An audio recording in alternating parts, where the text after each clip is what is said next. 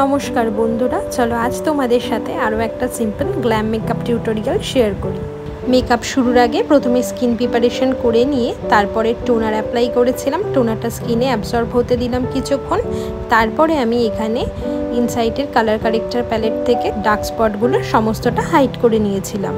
এরপর এখানে আমি ইএলএফের দুটো ফাউন্ডেশনের সেট মিক্সড করে নিয়েছিলাম আর তার সঙ্গে নিয়েছিলাম এনওয়াইবের স্টোভ ক্রিম। এই সমস্ত কিছুকে একসঙ্গে ভালো মতো করে মিশিয়ে নিয়ে অ্যাজ আ বেস আমি ফেসে অ্যাপ্লাই করেছিলাম। যেহেতু ফাউন্ডেশনের সঙ্গে স্টোভ ক্রিমটা মিশিয়েছিলাম তাই জন্য বেসটা কিন্তু খুবই ডিউবি ফিনিশ হয়েছিল। যে কোনো ধরনের মেকআপের ক্ষেত্রে বেস মেকআপটা যদি খুব সুন্দর করে তোমরা করো তাহলে কিন্তু মেকআপটা ভীষণ ন্যাচারাল আর ডিউবি ফিনিশ হয়। এরপর সুইস বিউটির একটা কনসিলার নিয়ে আমি ফেসটাকে হাইলাইট করে নিয়েছিলাম আর তারপর ইনসাইডের ওই প্যালেটটা থেকে একটা ডার্ক শেড নিয়ে ফুল ফেস কন্ট্রোল করে নিয়েছিলাম। আমি এখানে ক্রিম ব্লাশের জন্য সুইস বিউটির একটা অরেঞ্জ শেডের ক্রিম ব্লাশ ইউজ করেছিলাম। এটা কিন্তু ভীষণ ন্যাচারাল একটা ফিনিশ দেয়।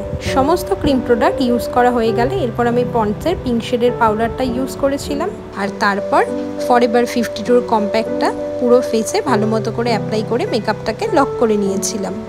যে কোনো ধরনের মেকআপের ক্ষেত্রে পাউডারটা কিন্তু একটু কম ইউজ করাই ভালো। পাউডার সেট কমপ্লিট করে এরপর আমি এনওয়াইবের একটা ডার্ক ব্রাউন শেড নিয়ে পুরো ফেসটা পাউডার কন্ট্রোল করে নিয়েছিলাম এবং কন্ট্রোল করার ফলে ফেসটা কিন্তু খুব সুন্দর একটা শেপে চলে আসে। আর তারপর আমি এখানে ফেসটাকে বেক করে নিয়েছিলাম।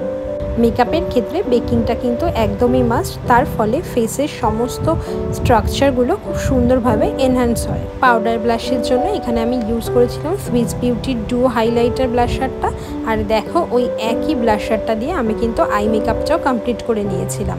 তোমরা যারা একদম ন্যাচারাল ফিনিশ মেকআপ পছন্দ করো তারা কিন্তু এইরকম যে কোনো ব্লাশার প্যালেট থেকে পিঙ্ক শেডে যে কোনো ব্লাশ নিয়ে আইশ্যাডো হিসাবে ইউজ করতে পারো। আই লুকটাকে আরও একটু সুন্দর করার জন্য আমি এনওয়াইবের ব্রঞ্জারটাকে চোখের কর্নারে ইউজ করেছিলাম আর তারপরে একটা হাইলাইটার প্যালেট থেকে চোখের মিডিল পোর্শনটাকে একটু হাইলাইট করে নিয়েছিলাম।